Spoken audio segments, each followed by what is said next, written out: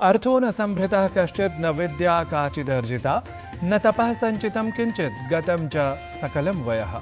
न धन का संचय किया जाए न विद्या का ही अर्जन और न ही कुछ तप का संचय किया जाए, वह यूं ही संपूर्ण आयु व्यर्थ बीत जाए तो ऐसे जीवन से क्या लाभ।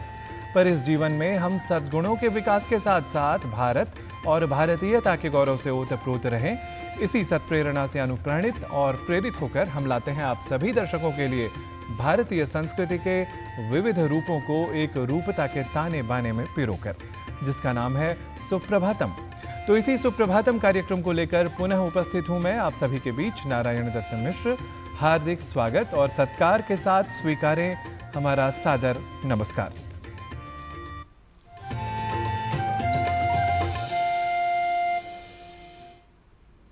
कहा गया है कि जो कार्य दूसरे के अधीन हो उन्हें यत्नपूर्वक छोड़ देना चाहिए, पर जो कार्य अपने वश में हो उन्हें यत्नपूर्वक अवश्य ही पूरा करना चाहिए। अतः यत्न को, बल्कि कहा यह जाए कि समय सापेक्ष यत्न की महिमा को हमें समझने की आवश्यकता है और इससे भी पहले हमें समय की, अपनी सांस्कृतिक समझ की गरिमा को अधिक आत्मसात करने की आवश्यकता है। और ये तदर्थी हम सुप्रभातम में लेकर आते हैं पहले प्रभाग को, अर्थात आज के पंचांग को। तो आइए जान लेते हैं सबसे पहले आज की तिथि, वार और नक्षत्र के बारे में। आज का पंचांग युगाब्द 5127, विक्रम संवत 2082, शक संवत 1947, उत्तरायण, ज्येष्ठ मास, कृष्ण पक्ष, दशमी तिथि, बृहस्पतिवार, पूर्वा भाद्रपद नक्षत्र। आज का दिन सभी के लिए मंगलमय हो। आज के पंचांग के बाद अब समय है सुप्रभातम में सुभाषित की प्रस्तुति का। सुवृत्तः शील संपन्नः प्रसन्नात्मात्मविद बुधः प्राप्येह लोके सत्कारम सुगतिम प्रतिपद्यते। अर्थात जो सदाचारी, शील संपन्न, प्रसन्न चित्त और आत्म तत्व को जानने वाला है, वह विद्वान पुरुष इस लोक में सत्कार पाकर सर्वत्र अच्छी गति पाता है। तो कुछ इसी तरह के प्रेरक सुभाषितों से हम आप सभी को प्रेरित करते हैं हमारी प्रस्तुति सुभाषित के द्वारा, जिसे आप जान लेते हैं 3 भाषाओं के साथ। तो देखते हैं क्या है आज का सुभाषित। मानं हित्वा प्रियो भवति, क्रोधं हित्वा न शोचति, कामं हित्वा अर्थवान् भवति, लोभं हित्वा सुखी भवेत्। मनुष्य अहंकार को छोड़कर सबका प्रिय हो जाता है। क्रोध को छोड़ने के बाद वह शोक नहीं करता। इसी तरह इच्छा को छोड़कर मनुष्य धनवान हो जाता है और लोभ को छोड़ सुखी हो जाता है। A man becomes dear to everyone, leaving the ego. He does not grieve after leaving the anger. In the same way, a man becomes rich by leaving desire and becomes happy by leaving greed. और अब बात भारतीय ज्ञान परंपरा की। भारत को लोकतंत्र की जननी कहा जाता है, जिसके ऐतिहासिक प्रमाण हमें मिलते ही हैं।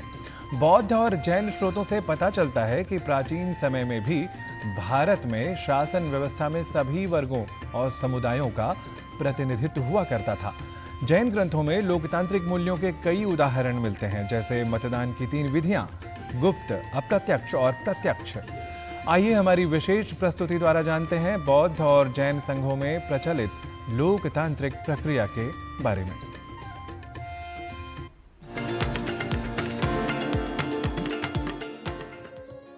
भारत की लोकतांत्रिक परंपराओं की मजबूती के बारे में 2000 वर्ष पूर्व के सबसे प्रभावशाली पाली ग्रंथ दीघ निकाय से पता चलता है।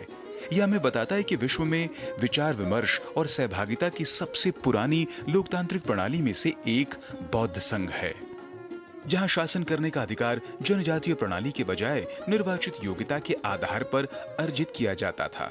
गौतम बुद्ध भी यहाँ पर लगभग 3 बार आए और उन्होंने इस गणराज्य की सफलता के 7 कारण गिनाए हैं जो उनके साहित्य में हमको प्राप्त होते हैं। वो कहते हैं कि पहला कारण है सभी संघों की जल्दी जल्दी वो सभाएं करते थे और अधिक से अधिक सदस्य उसमें भाग लेते थे और राज्यों के कामों को बिल्कुल मिलजुल करके करते थे। फिर जैसे वृद्ध व्यक्तियों के विचारों का पूरा वहां सम्मान रखा जाता था, कभी महिलाओं के साथ कोई दुर्व्यवहार नहीं करता था और अपने धर्म में दृढ़ विश्वास रखते थे और सभी लोग अपने कर्तव्यों का पालन करते थे। 2000 वर्ष पूर्व भी सभी प्रमुख मुद्दों का समाधान बहुमत के निर्णय के आधार पर किया जाता था। परिषद में पीठासीन अधिकारी को इस आधार पर चुना जाता था कि वह पक्षपात, घृणा या मूर्खता से प्रभावित न हो। वह महत्वपूर्ण विषयों पर तब चुनाव करवाता था जब उसे विश्वास होता था कि यहाँ धर्म को मानने वालों की संख्या अधिक है, जिससे संघ विभाजित नहीं होगा और भिक्षुक अपने विचारों के अनुसार मतदान करेंगे। साथ ही अपने विवेक के अनुसार वह मतदान को गुप्त या प्रत्यक्ष रूप में रखने का निर्णय लेता था। प्रस्ताव प्रस्तुत होने के बाद उस पर 3 बार मतदान किया जाता था। यदि उपस्थित लोगों द्वारा कोई विरोध नहीं होता तो प्रस्ताव पारित होकर नियमानुसार अधिनियम बन जाता था। अराजकता की संभावना होने पर नेता के चुनाव के लिए वही प्रक्रिया अपनाई जाती थी। इसे महास्मत या चयनित प्रतिनिधि कहा जाता था और इसके लिए परिषद में एक चुनाव आयोजित किया जाता था। राजा को जनता और सेठों द्वारा उनकी सुरक्षा और उनके नाम पर शासन करने के लिए चुना जाता था। ऐसे राज्य को गणराज्य यानी जनता द्वारा शासित राज्य कहा जाता था। शिलालेखों में उल्लेख है कि जब तक लोग समय समय पर मिलकर सार्वजनिक बैठकें बुलाते रहेंगे तब तक वे पतन के बजाय समृद्धि की आशा कर सकते हैं। उसी युग में पूर्वी गंगा के मैदानों में कई गणराज्य या जनपदों का शासन था, जिनमें से कुछ जैन धर्म के अनुयायी थे। नमो लोय सब साहू यह जैन धर्म का एक महत्वपूर्ण मंत्र है। पंच नमोकार जैन धर्म के प्रमुख सिद्धांतों में से एक है। लगभग 6वीं शताब्दी ईसा पूर्व में यहाँ का शासक जनता के प्रतिनिधियों के द्वारा चुना जाने लगा था और वहां गणतंत्र की स्थापना हुई। अगर दुनिया को सर्वप्रथम गणतंत्र का ज्ञान कराने वाला यह स्थान वैशाली ही है और आज वैश्विक स्तर पर जिस लोकतंत्र की चर्चा होती है, जिसको अपनाया गया है, वो यहाँ के लिच्छवी शासकों की ही देन है। जैन धर्म की प्रमुख दार्शनिक सोच अनेकांतवाद है, जो अनुभूति की बहुलता का सिद्धांत प्रस्तुत करता है। इसके अनुसार लोग सत्य के केवल आंशिक रूप को ही देख सकते हैं, जबकि वास्तव में संपूर्ण सत्य के कई पहलू होते हैं। हवय मंगलम इस बहुलतावादी सोच का प्रतीक है, जिसमें सहअस्तित्व और सहिष्णुता स्वाभाविक रूप से समाहित है। जैन धर्म इस विश्वास को स्थापित करता है कि नेतृत्व की क्षमता समाज के भीतर निहित होती है। जैन ग्रंथ राजनीति में सुधार के लिए मंथन का उदाहरण देते हैं। जैन और बौद्ध ये 2 भारतीय दार्शनिक प्रणालियां अपनी समतावादी और अहिंसक लोकतांत्रिक परंपराओं के कारण आज भी अत्यंत प्रासंगिक हैं। इन विचारों ने भारतीय मानसिकता को गहराई से प्रभावित किया है और विश्व को 3 सहस्त्राब्दियों से समृद्ध करता आ रहा है।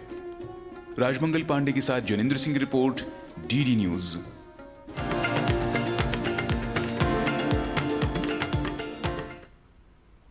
तो इस विशेष रिपोर्ट के बाद अभी समय है एक अल्प विराम का। अब देखते रहिए डीडी न्यूज। हम अगली प्रस्तुतियों के साथ जल्द ही लौटते हैं।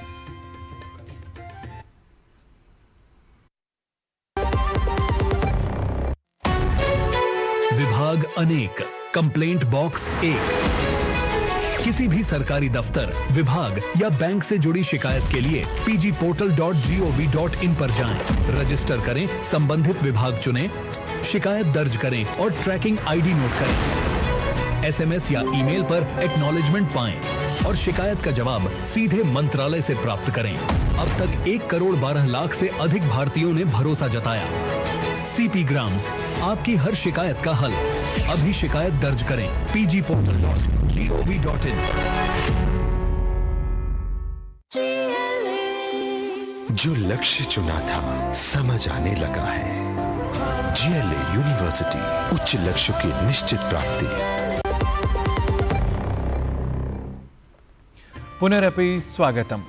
सुप्रभातम में एक बार फिर से आप सभी का स्वागत है और सुप्रभातम में अब समय है स्वास्थ्य मंत्र से जुड़ी प्रस्तुति का। सुंदरता को बढ़ाने के लिए कॉस्मेटिक और मेकअप साधनों का प्रयोग किया जाता है, पर सौंदर्य प्रसाधनों का अनुचित चयन और प्रयोग किया जाए तो त्वचा और यहाँ तक कहें कि स्वास्थ्य के लिए यह समस्या बन सकता है। आइए समझते हैं कि यदि हम कॉस्मेटिक संसाधनों का प्रयोग अधिक करते हैं तो क्या सावधानी रखनी चाहिए।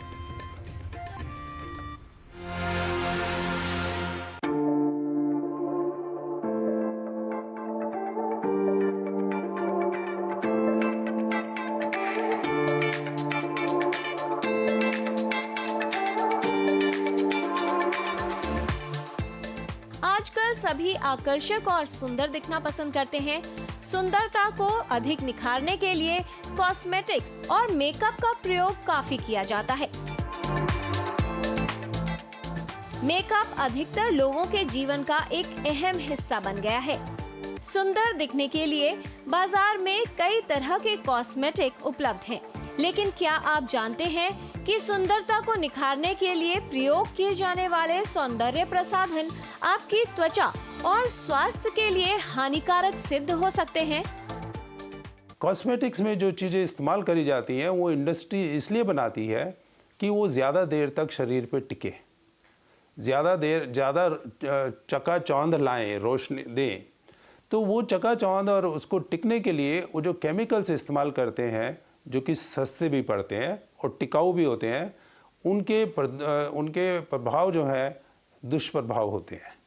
वो दुष्प्रभाव इसलिए होते हैं कि जो केमिकल्स इस्तेमाल होते हैं वो केमिकल्स ख़त्म नहीं होते, वो शरीर के ऊपर लगे रहते हैं और शरीर के ऊपर जाने के बाद जो है उसका उनके वेपर्स बन के, उनके भाप बन के वो वातावरण में भी आ जाते हैं।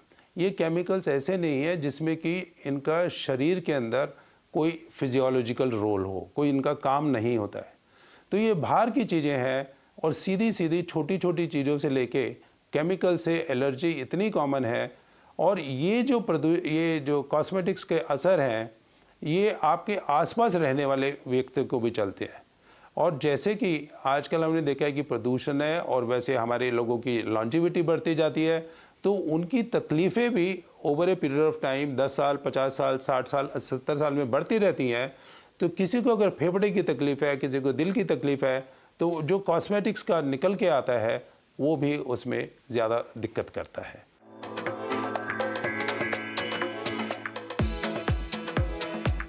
यदि आप इन्हें बिना सोचे, जांचे और परखे उपयोग करते हैं तो इससे होने वाले नुकसान के लिए तैयार हो जाएं। मेकअप का अधिक प्रयोग करने से या अच्छी क्वालिटी का मेकअप प्रयोग न करने से कई तरह के दुष्प्रभाव हो सकते हैं। मेकअप में रसायन मिले होते हैं जिनकी वजह से रोम छिद्र बंद हो सकते हैं, मुहासों की समस्या हो सकती है, त्वचा की एलर्जी, आंखों में संक्रमण, त्वचा के रंग में परिवर्तन और त्वचा पर झुर्रियां आना। इस तरह के दुष्प्रभाव कॉस्मेटिक के अधिक प्रयोग से हो सकते हैं। कॉस्मेटिक से होने वाले दुष्प्रभाव केवल त्वचा तक ही सीमित नहीं है, बल्कि ये आपके पूरे स्वास्थ्य को प्रभावित कर सकते हैं। उस केमिकल्स में कुछ केमिकल्स ऐसे हैं जो कि शरीर पे गहन असर करते हैं, सिर्फ ऊपर का असर नहीं करते हैं। और उसमें वो दिल और दिमाग की बीमारी तो करते हैं, लेकिन उससे ज़्यादा बीमारी वो जो है शरीर में, ख़ास तौर से महिलाएं जैसे ज़्यादा अगर इस्तेमाल करती हैं तो जो बच्चा जनन की प्रक्रिया है उसके ऊपर असर करते हैं। बच्चा जब पेट के अंदर है उस समय अगर आप केमिकल्स इस्तेमाल कर रहे हैं, वो पूरा 9 महीने तक चलेगा, उसके बारे में भी कुछ लोगों की शंकाएं हैं। और उनकी जो ग्रोथ होती है उसके ऊपर भी असर पड़ता है। ब्यूटी प्रोडक्ट्स में लेड, मर्करी, निकल, कोबाल्ट, क्रोमियम जैसे रासायनिक और हानिकारक तत्व होते हैं। ये विषैले रसायन त्वचा पर जलन उत्पन्न कर सकते हैं, चेहरे पर गहरे दाग धब्बे छोड़ सकते हैं और कॉस्मेटिक कई तरह से आपके लिए नुकसानदेह साबित हो सकते हैं। सबसे सिंपल तरीका यही है कि आप कॉस्मेटिक्स का इस्तेमाल ना करें। वैन आई से कॉस्मेटिक्स, जो आर्टिफिशियल कॉस्मेटिक्स हैं, सिंथेटिक कॉस्मेटिक्स हैं, उनके ना करें। और उसके कारण है सिंथेटिक कॉस्मेटिक्स के ऊपर कोई ज़्यादा स्टडी नहीं होती है। एनिमल स्टडीज़ भी कुछ कंट्रीज़ ने बैन करी हुई हैं, तो वो सिर्फ ये मान के चलते हैं अगर हमारे पास 10,000 केमिकल्स हैं जो उसमें यूज़ होते हैं, उनकी जानकारी हमारे पास नहीं है, उसमें कौन से कैंसर आते हैं उसकी जानकारी नहीं है, और उसको अवॉइड करना ही बेहतर है। अगर आप जो मान्यता प्राप्त कॉस्मेटिक्स हैं उनको लगाएंगे तो नुकसान कम होगा। अगर आप सस्ते लगाएंगे उसमें मालूम नहीं कैसे होंगे, हैवी मेटल्स मिला देते हैं, लेड मिला देते हैं, ऑर्गेनिक कंपाउंड्स मिला देते हैं, पीफास कंपाउंड्स होते हैं जो कि स्प्रेड करने में फ़ायदा करते हैं। तो ये सब ना करें, और अगर आपको लगाना पड़े जब बहुत ज़रूरत हो तब लगाएं, और कम से कम समय के लिए लगाएं, और उसको वॉश कर दें उसके बाद, और फिर आप कुदरती तरीके पे आ जाएं। और ध्यान रखें जो त्वचा की या शरीर की जो कॉस्मेटिक्स की रिक्वायरमेंट है वो अच्छे स्वास्थ्य के ऊपर निर्भर करती है। सस्ते और घटिया क्वालिटी के मेकअप के उत्पाद आपकी त्वचा को खराब कर सकते हैं। सौंदर्य प्रसाधनों का प्रयोग, चुनाव और गुणवत्ता को लेकर सावधानी बरतें। सौंदर्य प्रसाधनों का उपयोग सुरक्षित तरीके से करें जिससे आपका स्वास्थ्य और त्वचा ठीक रहे। किरण भारद्वाज, डीडी न्यूज।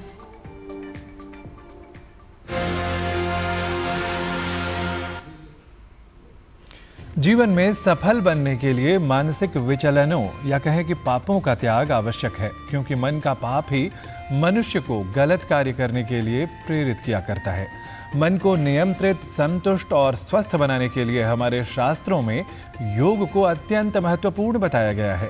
तो चलिए योग प्रभाग में कुछ योगिक क्रियाएं सीख लेते हैं जो चेहरे की मांसपेशियों को सक्रिय करने और मुख को कांतिमय बनाने में उपयोगी हैं। अननम योग, योगेंद्र अननम योग। इसमें हम अपने जॉ की कुछ एक्सरसाइज सीख रहे हैं। ये जॉ की एक्सरसाइज हमारे चेहरे के बाहर और अंदर की मांसपेशियों को लचीला बनाए रखेंगी, असमय आने वाली झुर्रियों को रोककर रखेंगी। ध्यान से देखें। चेहरे को सामने रखते हुए बड़ा सा मुंह खोलेंगे और अपने जॉ को आगे पीछे चलाएंगे। देखिए किस तरह।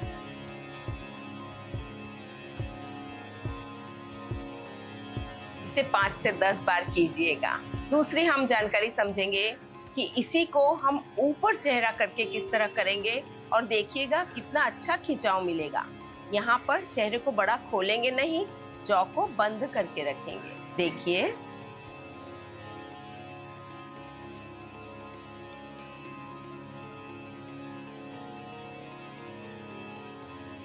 इसे भी 5 से 10 बार कीजिएगा, बहुत अच्छा लगेगा। अगली क्रिया हम समझेंगे, इसे ऊपर गर्दन करने के साथ हम साइड में देखेंगे और यही जॉ को आगे पीछे करेंगे। देखिए किस तरह से।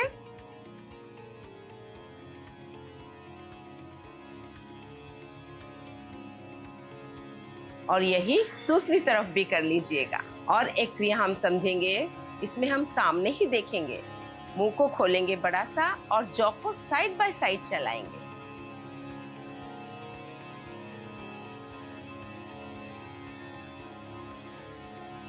इस तरह से जब अपने जॉ को बहुत अच्छे से मूव रखेंगे तो मांसपेशियां लचीली रहेंगी, और ये जो डबल चिन आ जाती है ना, वो भी नहीं आएगी। आगे हम जानते हैं इसी के और प्रैक्टिकल टिप्स गुरु माँ डॉक्टर हंसा जी योगेंद्र से।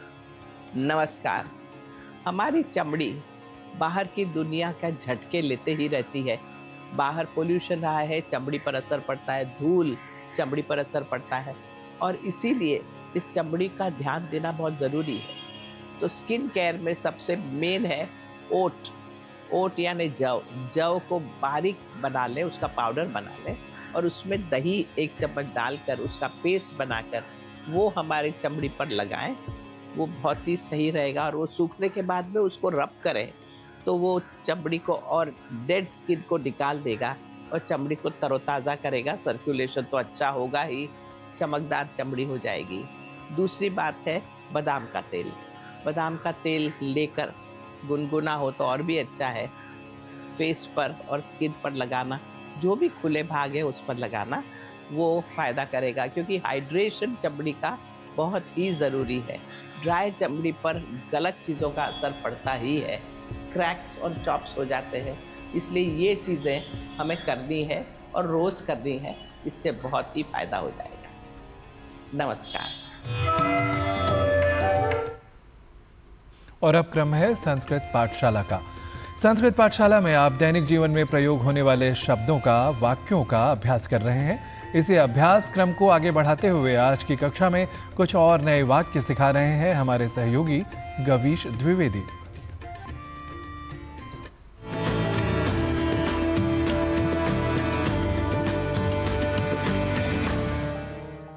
नमो नमः मित्राणि। संस्कृतपाठशालायाः एतस्याम् अभिनवकक्षायां भवतां सर्वेषां स्वागतम्। मम नाम गवीशः। अपनी संस्कृत की पाठशाला में हम रोज़मर्रा में प्रयोग में होने वाले वाक्यों को बोलना सीख रहे हैं। सीखने के इसी क्रम को आगे बढ़ाते हुए आइए आज सीख लेते हैं कुछ और नए वाक्यों को। अतिथि का जब हम स्वागत करते हैं तो कहते हैं स्वागतम भोः, स्वागतम भोः। इधर से आइए, इतः इतः आगच्छतु, इतः इतः आगच्छतु। यदि कहना हो यहाँ सोफे पर बैठिए, अत्र सुखासने उपविशतु, अत्र सुखासने उपविशतु। वाक्य यदि हो आप क्या लेंगे तो संस्कृत में कहेंगे किम स्वीकरोति भवान, किम स्वीकरोति भवान। आपके लिए चाय बनाता हूं। भवते चाय पेयम पचामि, भवते चाय पेयम पचामि। या आप कॉफी पीते हैं, यदि हमें इसकी संस्कृत बनानी हो तो कहेंगे उत भवान कॉफी पेयम स्वीकरोति, उत भवान कॉफी पेयम स्वीकरोति। वाक्य यदि हो बिस्किट भी खाइए तो संस्कृत में कहेंगे सुपिष्टकम अपि खादतु, सुपिष्टकम अपि खादतु। बिस्किट को संस्कृत में सुपिष्टकम कहते हैं। यह बिस्किट्स घर पर बने हैं।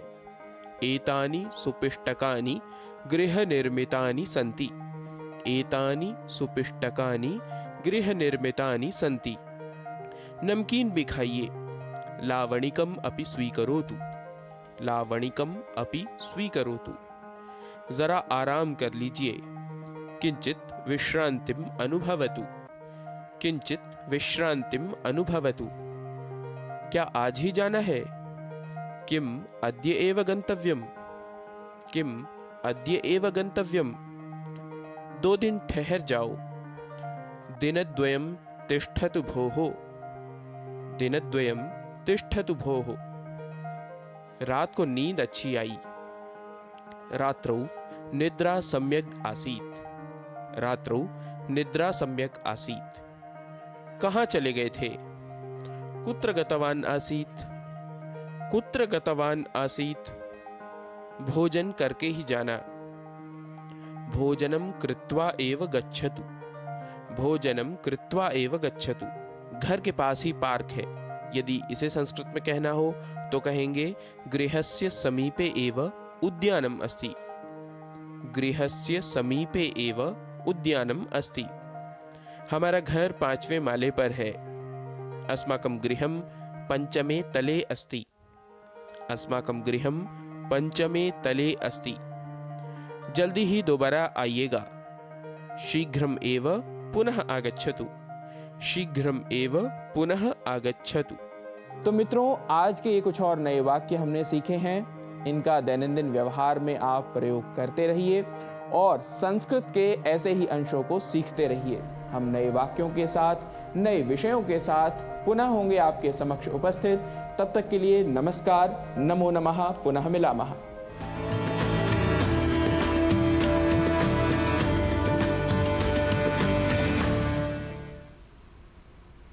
अकामस्य क्रिया काचित् दृश्यते नेह कर्हिचित्, यद् यद्धि कुरुते किंचित तत् तत् कामस्य चेष्टितम्। अर्थात इस संसार में इच्छा के बिना किसी मनुष्य का कोई काम कभी दिखाई नहीं देता। वस्तुतः मनुष्य जो कुछ भी करता है वह सब इच्छा के कारण ही करता है। पर सदिच्छाओं पर दें हम सतत अवधान, तभी होगा सभी का कल्याण। तो इसी सत परामर्श विशेष के साथ आज सुप्रभातम की प्रस्तुति में इतना ही।